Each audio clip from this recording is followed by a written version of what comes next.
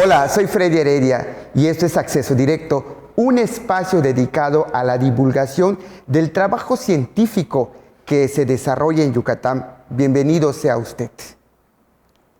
El presente libro historiza las dinámicas de colonización de la cuenca campechana del río Candelaria a raíz de la explotación de sus recursos forestales a lo largo del siglo XIX y primera mitad del siglo XX.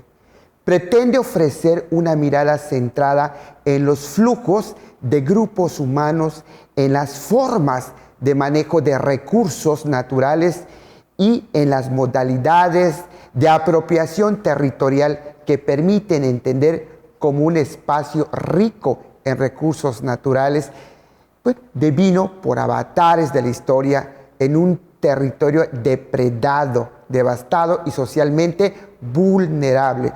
Todo ello en el contexto de dos procesos generales a los que se vio abocada la zona.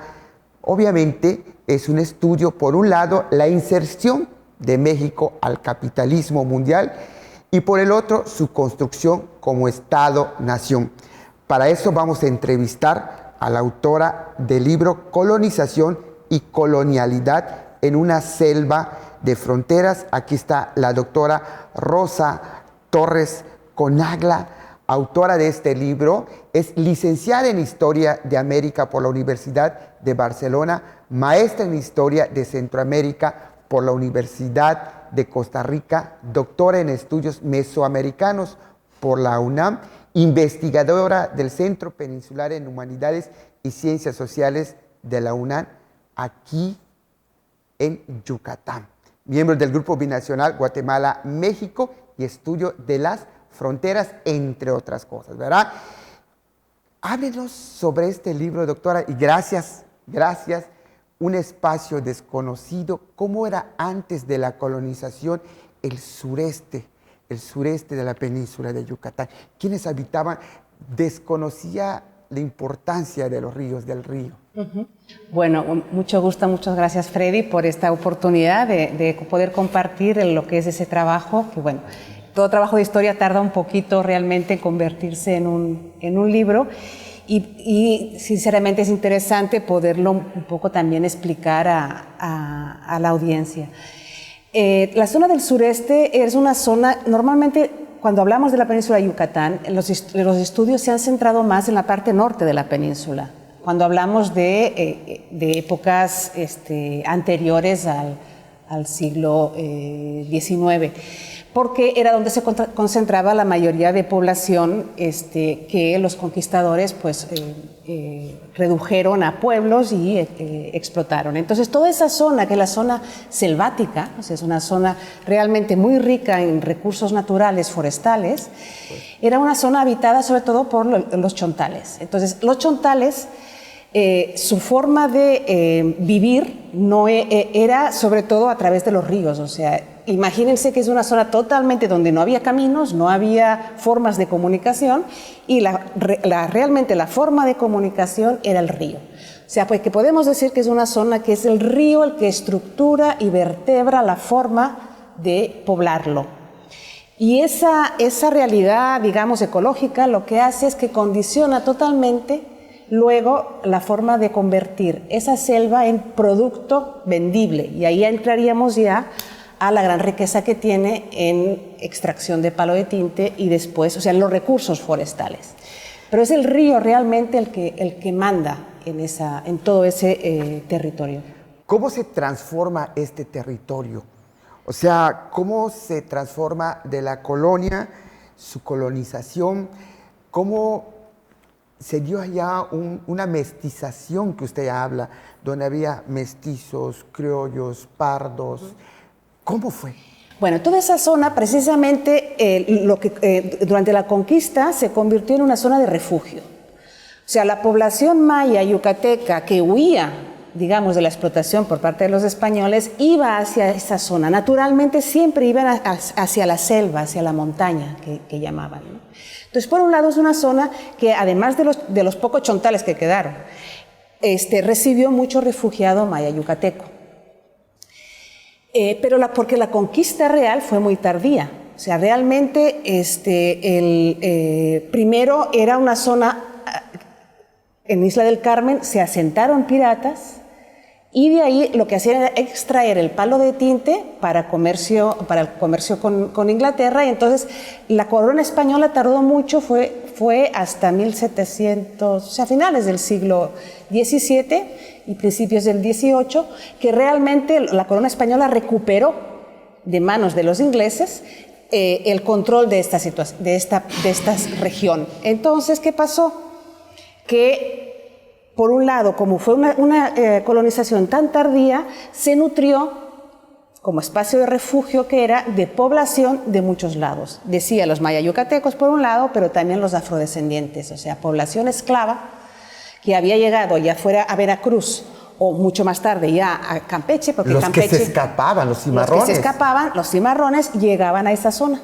Por eso cuando se funda el primer, digamos, pueblo que se funda a finales de la colonia, a partir de la expansión desde Isla del Carmen hacia el río Palizada, que es el río que saca el palo de tinte, es fundando Palizada. Y Palizada se funda en 1772 con pardos. O sea, la mayoría de población son pardos, o sea, descendientes de los esclavos que habían huido y que estaban en esa zona, pues, refugiados. Hay que recordar que en esa época la península de Yucatán era solo un territorio, no estaba Campeche, no estaba Quintana Roo, eran las élites las que dominaban las familias. Exactamente. Sí, fue precisamente por la disputa entre élites que al final se fue separando. Primero se separó Campeche, el estado de Campeche, a mediados del siglo XIX, y luego ya, resulta de la guerra de castas, a principios del siglo XX se separó Quintana Roo. Seguimos con esta entrevista y créanme que es interesantísimo leer este libro, Colonización y Colonialidad, y qué presidente castigó a los yucatecos, a las élites yucatecas, por tratar de independizarse. Si lo quieren saber, regresamos.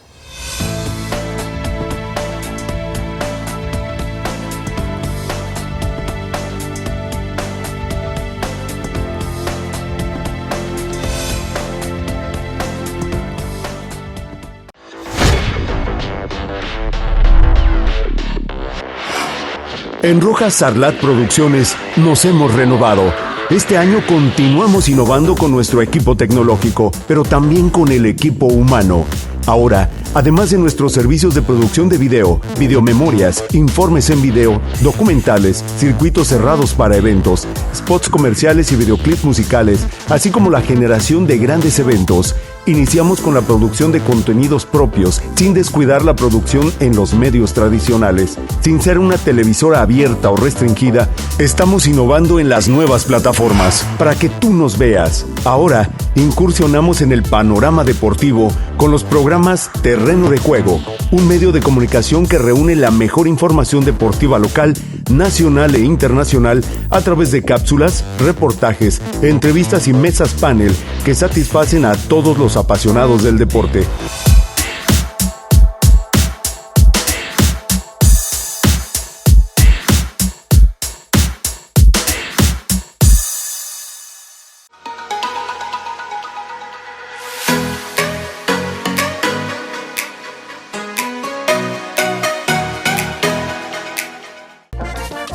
El Potro Cisneros nos presenta lo mejor de la música grupera en un programa que ha hecho historia.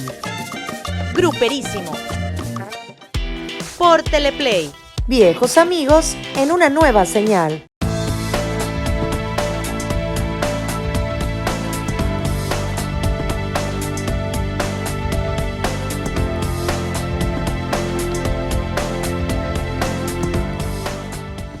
Gracias por acompañarnos en este su programa Acceso Directo, y créanme que la entrevista está súper interesante, y para eso estamos entrevistando a la doctora Rosa Torres Conagla, pues es autora del libro Colonización y Colonialidad en una selva frontera, la frontera sur que poco es estudiada, Ella es doctora de Estudios Mesoamericanos por la UNAM, investigadora del Centro Peninsular en Humanidades y Ciencias Sociales de la UNAM. Doctora, regresando, ¿cómo es que empezó esta colonización? Porque fue a partir de la privatización de las tierras. Empieza por concesiones. Exacto. Y a veces lo que se concede se apropia. Exacto. ¿Cómo fue? Así fue, exactamente. O sea, las primeras, empezó con licencias para corte de palo de tinte, eso todavía en periodo colonial, a finales de la colonia. Entonces, de hecho, eran unos permisos para que alguien pudiera cortar el palo de tinte y entonces eso se exportaba. ¿A quiénes se les daban esas licencias? Eso es lo interesante. Entonces, estas licencias se empezaron a dar desde Isla del Carmen por el gobernador del Carmen, del presidio en ese tiempo, que era Dufau, y él empezó a decir que solo se podían dar a gente que fuera del Carmen, de Isla del Carmen. Y entonces, a partir de ahí, se empezó a estructurar esa élite que se iría, a partir de la explotación del palo de tinte, iría... Porque se ganaba mucho. Sí, se exactamente. Se exportaba a Europa, se ganaba mucho. Y esas licencias ya en época de la República, como usted bien dice, se convirtieron en propiedad. Era una economía tintoria, como usted dice. Exactamente. Entonces eso era, fue un boom realmente hasta que decayó porque ya el tinte, digamos, sintético no hizo necesario ese tinte, pero eso permitió que se formara lo que le llamamos la élite carmelita. Y la élite carmelita pudo ser élite gracias a que remontaban los ríos, empezaron por el Palizada y luego, siguiéndolos a ellos, llegarían al río Candelaria, porque remontaban el río y entonces los árboles que estaban cerca del río, como no había caminos, entonces cortaban ahí y el río era el que permitía que el palo llegara a la laguna de Términos y ahí en Isla del Carmen se embarcaba y se iba para Europa. O sea, esta élite carmelita se enfrentó a la élite yucateca campechana. Sí. De hecho, como ellos ya se iban fortaleciendo, entonces ellos quisieron independizarse incluso de Yucatán, pero sobre todo separarse de la élite campechana, aunque muchos venían de ahí, o sea, realmente no eran, las familias estaban como bastante repartidas, no podemos decir en los tres lugares. En los tres lugares, o sea, había Mérida, Campeche. Exacto, había muchos vínculos familiares. El problema estaba en que realmente lo que querían era el control sobre la tierra. Y el control sobre la tierra era sobre la tierra que ellos desde el Carmen veían como tierra de enfrente, o sea, que era la tierra que estaba en las cuencas de los ríos y que iban avanzando, a medida que avanzaba la deforestación, iban avanzando hacia el Petén guatemalteco. Era una economía extractiva, totalmente destruía extractiva. Totalmente. Pero para eso viene una colonización muy interesante, los europeos. Exacto. A ver, bienvenidos sean ustedes junto al progreso. Exactamente. Explíquenos. Lo que se trataba era, como cualquier y blanquear la sociedad. Exactamente. Como cualquier élite se alimentaba sobre todo del proceso que llamamos de blanqueamiento. O sea, eran los migrantes que muchas veces venían pobres, evidentemente, muchos de las Islas Canarias, pero que lo importante era que traían capital social, lo que se llama capital social, no capital económico. El capital social, ¿qué era? Era que eran europeos, católicos, y entonces ellos se emparentaban, inmediatamente se casaban con miembros de la élite heredera de la élite, digamos, española de tiempos coloniales. Entonces iban blanqueando la élite regional y evidentemente se beneficiaban económicamente en ese momento pues de la extracción maderera. Quiero decir que no solo era palo de tinte, siempre se estuvo cortando caoba y posteriormente el chicle, y vamos a explicar. Y posteriormente sería el chicle. Había personajes, Juan de Dios Mausel, un hombre que hasta muere y lo entierran en la catedral, pero trataba muy mal a sus sirvientes. Sí. O sea, eso es lo interesante de poder ir rastreando en los archivos. O sea, uno encuentra, por ejemplo, en este caso los encontré en la Casa de la Cultura Jurídica de Tabasco, porque hay que ir a muchos lados. O sea, uno no se puede quedar solo en su pedacito de ciudad donde vive. Hay que buscar archivos debajo de las piedras. Entonces, hay juicios que le pusieron a Juan de Dios Musel y a otros extractivistas de la élite carmelita por maltrato. Entonces ahí tenemos la constancia de que ese maltrato del que después la gente te habla, porque al entrevistar la gente sí recuerda los tiempos de la esclavitud, uno también encuentra expedientes donde hay denuncias efectivas de maltrato. Pero en este caso el maltrato pasó y el señor quedó en la memoria local como el que llevó el progreso a la zona. Inclusive sus restos están en la catedral. Exactamente, porque entonces él ascendió, ¿sí?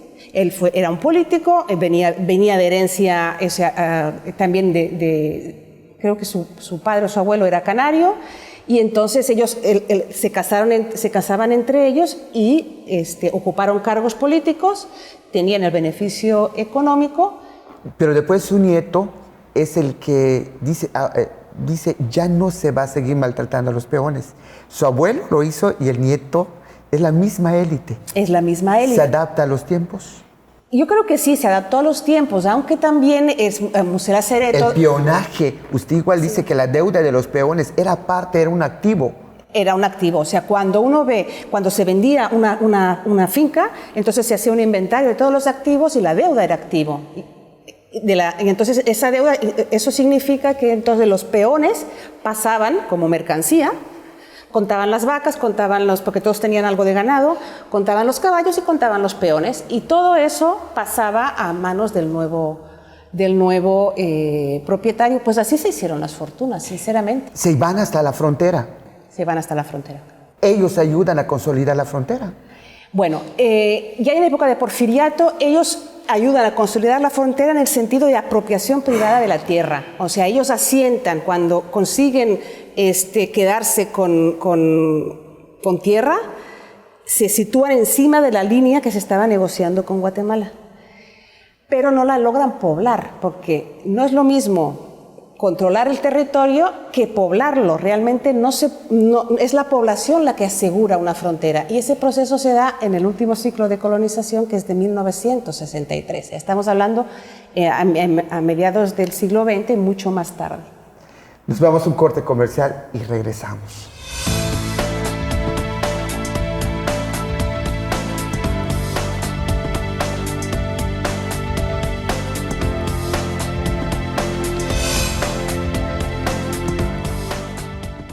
Disfrutando aquí en la playa de Teleplay. Así es, amigos. Hasta aquí llega la señal. Una nueva opción en Yucatán. Así es, un encuentro de viejos amigos en una nueva señal.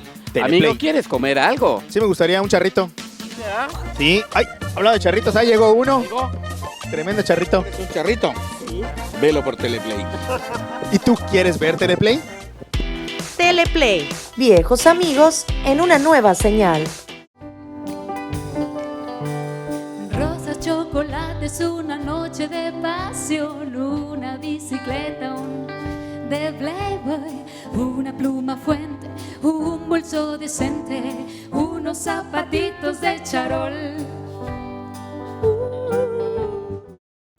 De manera poética, el gran cronista de nuestra Blanca Mérida nos lleva a un viaje a través de la historia y la geografía de nuestra ciudad, Mérida de Yucatán, por Teleplay. Viejos amigos en una nueva señal.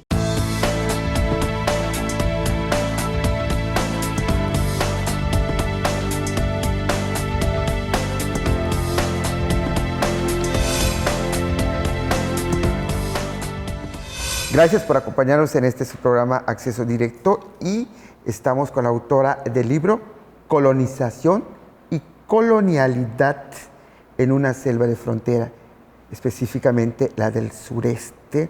Estamos con la doctora Rosa Torres Conangla. Es historiadora de Centroamérica por la Universidad de Costa Rica, doctora en estudios mesoamericanos por la UNAM, investigadora del Centro Peninsular en Humanidades y Ciencias Sociales de la UNAM. Doctora, su libro es increíble, me transporta, ahora sí, del palo del tinte al chicle. El palo de tinte ayuda a los campechanos a independizarse. Sí. El palo de tinte ayuda a los campechanos a independizarse, pero es que previamente a eso hubo una jugada que fuera del Carmen, del Partido del Carmen, de los carmelitas. Y por eso siempre uno se pregunta hoy día, hay cierta oposición entre los carmelitas y los campechanos, ¿no?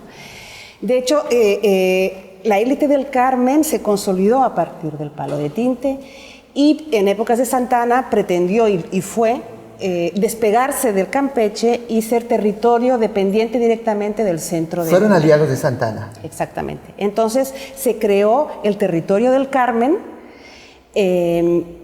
y ellos pretendían, la élite carmelita pretendía seguir siendo independiente de Campeche, pero después la necesidad frente a la guerra de castas, la necesidad de separar, digamos por el gobierno central, de separar Campeche de Yucatán, obligó a aliar... Santa Anna, el presidente Santa Anna castiga a Yucatán. El presidente Santa Anna primero castiga a los carmelitas y después castiga a los yucatecos, creando el Estado de Campeche con el Carmen incorporado.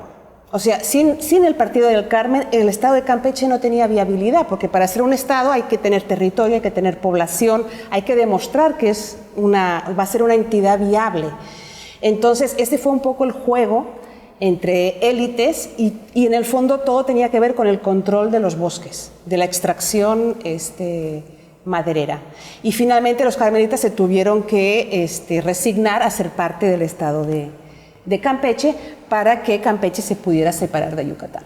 De hecho, hay un personaje, el señor Arturo Shields, que primero era anticampechano y después dice, somos campechanos. Exactamente, pero primero era pro-carmelita, anticampechano, y después, cuando ya no hay más remedio, a eso lo llaman pragmatismo político, se convirtió en pro-Campeche y fue parte de la élite política de Campeche.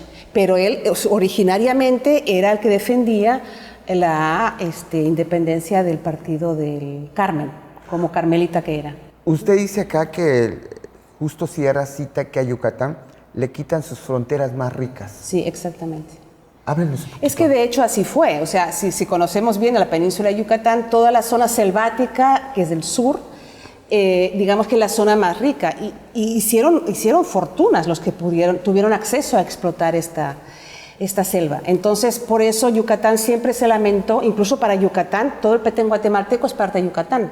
O sea, todo lo que tenga que ver con la selva, con la riqueza de la selva y la riqueza forestal, pues era en su imaginario, debía ser parte del estado de Yucatán. Pero al final, entonces, al erigirse el estado de Campeche y después con la división del estado de Quintana Roo, primero territorio y luego estado, pues Yucatán quedó totalmente, digamos, alejado de la frontera y alejado de las selvas, de las ricas selvas, sí, que ya no son muy ricas, pero... El caucho, el palo del tinte y después viene el chicle. Exactamente. Ahí viene Santa Anna, la mano de Santa Anna. ¿Cómo es posible que la élite carmelita ceda a las compañías estadounidenses? Háblenos un poquito de sí, eso. Lo que pasó es que realmente los Estados Unidos controlaba el mercado del chicle. Y entonces, aunque Santa Anna fue... El señor Adams. El señor Adams, exacto. Que lo invita a Santa Anna. Exactamente. Entonces, Santa Anna lo que hace es impulsar la extracción del chicle, pero como quienes controlaban el mercado eran los estadounidenses, entonces lo que se hizo fue permitir la entrada de las compañías estadounidenses, y ahí los carmelitas que empezaron con la explotación del chicle los cedieron porque el mercado realmente lo tenían los estadounidenses. ¿Y tan fácil lo cedieron? Pues no hay constancia, digamos, documental de que hubiera oposición. Pero el peligro es que se establecieron por la frontera. Sí, ¿Qué pasa? Pero bueno, porque ahí sí Porfirio Díaz, incluso, o sea, tuvieron que pedir una exención a la ley porque la ley prohibía que fueran dueños estadounidenses de tierra sobre la frontera, pero bueno, consiguieron una exención por parte del presidente, y el presidente, pues yo supongo que debía ganar dividendos de alguna manera porque privilegió que se quedara en manos de los estadounidenses a pesar de ser una zona fronteriza. Les dio las facilidades. Totalmente. Entonces, primero les habían dado las facilidades a los carmelitas y después le dieron las facilidades a los estadounidenses. Hasta 1840 que la situación cambia, ¿no? Que es cuando se deroga todos los, digamos, los contratos hechos a los estadounidenses. Pero aún así sigue siendo un territorio vulnerable. Claro, porque es un territorio... Fronterizo. Es un territorio fronterizo, Pero yo creo que realmente lo vulnerable es vulnerable por la forma de explotación, de la forma de producción. O sea, cuando tú estás simplemente extrayendo, por un lado, solo extraes recurso natural, y por otro lado, las condiciones laborales son pésimas. Entonces, no hay sostenibilidad posible. Si uno ve quién trabajaba en esas, primero con el palo de tinte y luego con el chicle, se da cuenta de que realmente la gente que trabajaba allí, que estaba cortando árboles o que estaba picando el chicle, no tiene ningún tipo de ascenso social. Y siempre se están moviendo, porque es una economía que no permite poblar y estabilizar, que es lo que requeriría una frontera. Sino, siempre, es la lógica del campamento, de ahora aquí, después moverse. Entonces, toda esa forma hace que se convierta en un espacio socialmente muy frágil. Y como solo se extrae la riqueza no redunda, no regresa al área, entonces se convierte en una zona que era una selva muy rica, se convierte en un territorio depredado, en un territorio pobre. Los gobiernos revolucionarios traen a gente del norte. Bueno, esta es la última oleada, digamos, de colonización, que es cuando finalmente, y ahí sí creo que por lo que cuenta la gente, un poco la idea era que había que mexicanizar la frontera.